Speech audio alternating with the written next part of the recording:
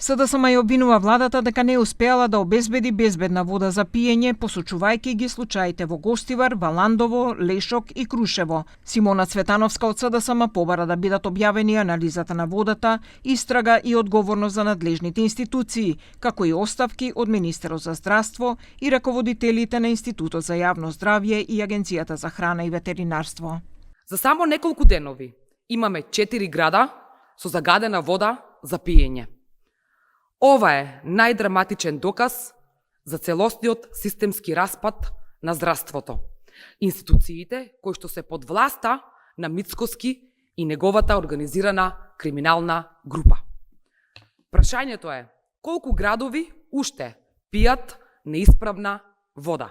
Од друга страна, ВМРО-ДПМН ги обвинува СДСМ, ДУИ и Арбен Таравари дека молчат за случајот со загадената вода во Гостивар, штитејќи го, како што велат, нивниот кандидат Валбон Лимани.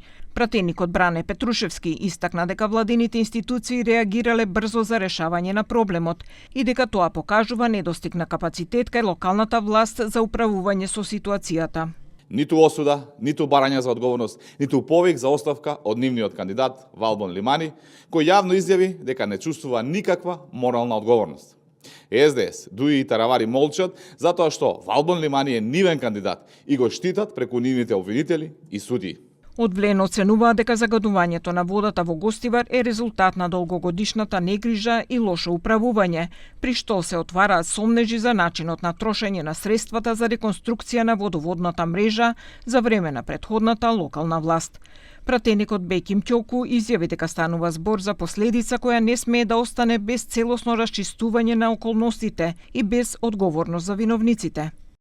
Досега објавените факти зборуваат за истиот коруптивен начин на размислување што го следеше владењето на ДУИ. Средствата за инфраструктура никогаш не завршувале таму каде што требало. Како и во случајот со канализацијата во Зајас, така и во Гостивар се отвораат сериозни прашања за средствата наменети за реконструкција на водоводот. Средствата за оваа намена во времето на поранешниот градоначалник Арбен Таравари завршиле во непознат правец. Пред неколку дена, градоначалникот на Гостивар, Валбон Лимани, кој доаѓа од Алијанса за албанците на Таравари, побара случајот да не се злоупотребува за политички цели. Тој нагласи дека негов приоритет останува здравјето на граѓаните и што е можно побрзо гостиварци повторно да добијат вода за пиење.